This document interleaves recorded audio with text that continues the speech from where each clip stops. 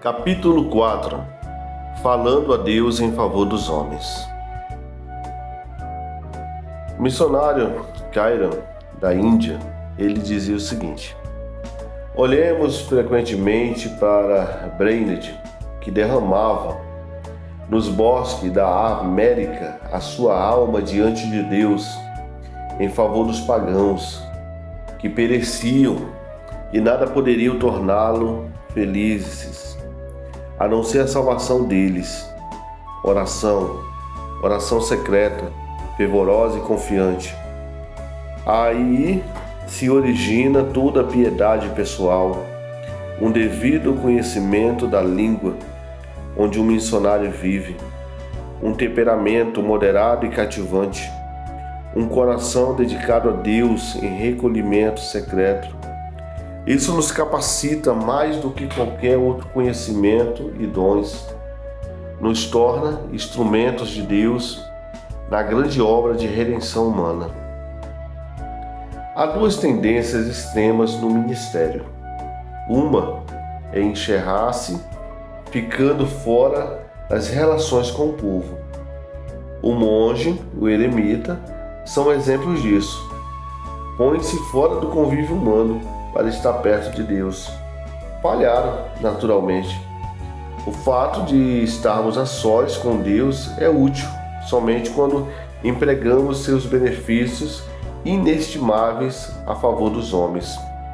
Hoje em dia, nem o pregador nem o povo pensa muito sobre Deus. O nosso anseio não é por isso, encerrarmos no nosso gabinete, tornando-nos estudiosos, roedores de livros, roedores da Bíblia, fazedores de sermão, notáveis pela literatura, pensamentos e sermões.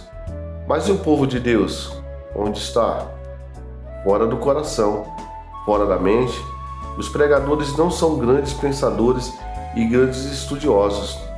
Devem ser os maiores na oração, pois se assim não forem, serão os maiores dos apostatas, dos profissionais insinceros, racionalistas, e menos do que os menores dos pregadores na estimação divina. A outra tendência é a de popularizar inteiramente o ministério. Não é mais de Deus, mas um ministério de negócio do povo. Ora, não porque sua missão seja para o povo, se pode mover o povo, criar um interesse, uma sensação a favor da religião, ou interesse na obra da igreja, ficar satisfeito. Sua relação pessoal com Deus não é o fator do seu trabalho. Nos seus planos, a oração ocupa pouco ou nenhum lugar. O desastre e a ruína de tal ministério não pode ser avaliado pela aritmética terrena. O que o pregador é, na oração a Deus, para si e para o povo, será o seu poder para o bem real dos homens e será verdadeiramente frutífero e realmente fiel a Deus e ao homem para o tempo e para a eternidade. É impossível ao pregador conservar seu espírito em harmonia com a natureza divina de sua sublime vocação sem que ore muito. Dizer que o pregador pode conservar-se equilibrado e apto pela força do dever e pela fidelidade laboriosa ao trabalho e à rotina do ministério é um grave erro. Até mesmo a confecção de sermões, incessante e obrigatoriamente como arte, dever, trabalho ou prazer, pode absorver e endurecer pela negligência a oração. Tudo isso, o apartar o coração de Deus. O cientista perde Deus na natureza. O pregador pode perdê-lo no seu sermão. A oração refrigera o coração do pregador, conserva-o sintonizado com Deus e em simpatia com o povo.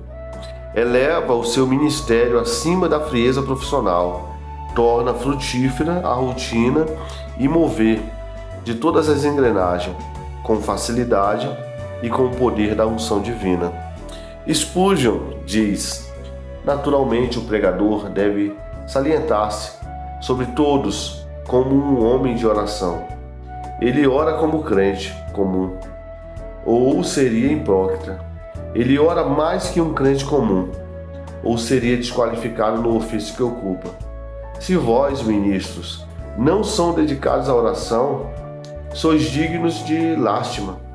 Se vós vos tornais negligentes na devoção sagrada, não sou vós, mas o vosso povo. Também é digno de compaixão. E o dia virá, em que ficareis envergonhados e confusos. Todas as nossas bibliotecas e estudos são apenas vácuos, comparado ao nosso recinto secreto. Os nossos períodos de jejum e de oração no tabernáculo têm sido realmente dias sublimes. Nunca o portão dos céus estivera tão largamente aberto. Nunca os nossos corações estiveram tão perto da glória celestial. A oração que forma um ministério cheio de oração não é uma pequena oração, nele colocada como se põe um perfume para dar-lhe aroma agradável, mas a oração deve estar no corpo e constituir-se sangue e ossos.